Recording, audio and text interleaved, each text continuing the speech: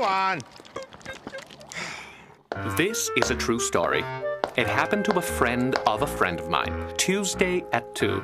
That's what I called her, because that's when she'd come in to see me for her wash and set.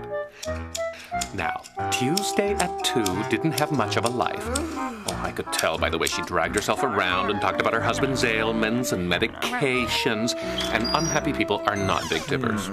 So, one Tuesday, she was on her way here when she heard a tiny noise and noticed the cutest little kitten.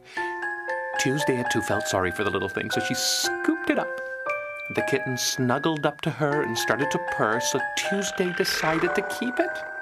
She and her husband, they took this little kitty in and loved it to bits. I mean, who doesn't love a kitty? And this little fella was adorable. But he didn't have much of a tail, just this little Bob thing. So they decided to call him Bob. Bob changed Tuesday's life, I can tell you that. She came in here laughing with a real spring in her step. She even got me to put a little color in her hair. She chattered on and on about Bob and how cute he was and how he liked to sleep on her pillow and jump in the laundry basket when she was folding clothes. She told me that her grumpy old husband had fallen in love with the kitty too. I wish I could say they all lived happily ever after, but I've been telling you a fib. Here's what happened.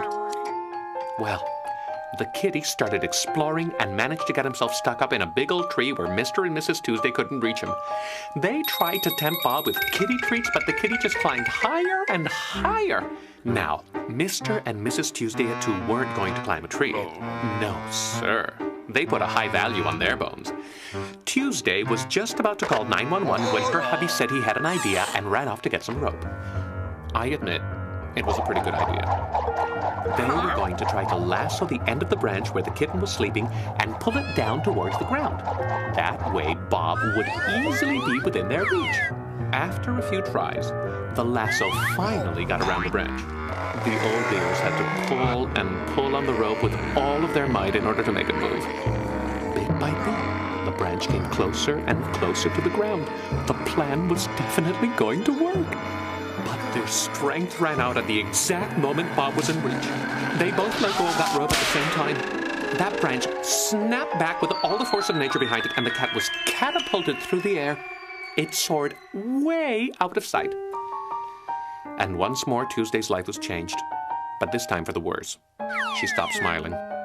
She even stopped getting her hair done. Now, this next part you're not going to believe, but you'd better because, like I said, it's true. Stay with me now. A few weeks later, when Tuesday at 2 was in the grocery store doing a little shopping, she found herself roaming up and down the cat food aisle thinking about the good times, and that's where she bumped into Doris, a friend of hers, who lived out in the country. Tuesday didn't see much of her since she moved from the neighborhood. Nothing spectacular, I admit, except that Doris was buying cat food, and as far as Tuesday knew, Doris didn't have a cat. "Doris," she said, "you don't have a cat." "I do now," Doris answered. And she proceeded to tell Tuesday at 2 the story of how she came to own a cat. One afternoon, she was in her garden doing a little pruning and snipping some roses when the most beautiful little kitten fell right from the sky into her basket. I call him Mr. Stubbs because he doesn't have much of a tail.